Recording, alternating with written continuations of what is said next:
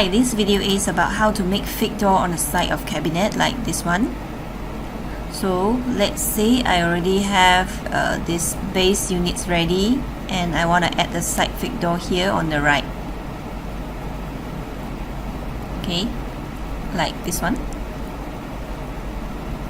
Okay, first I'm gonna go into special panels,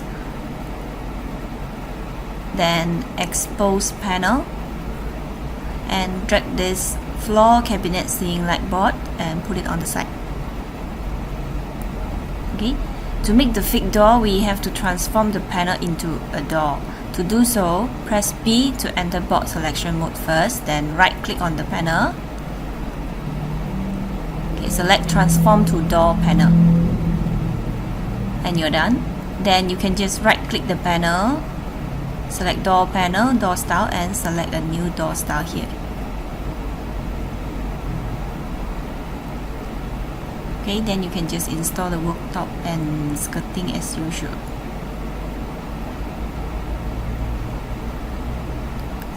Alright, that's all for now. Thank you.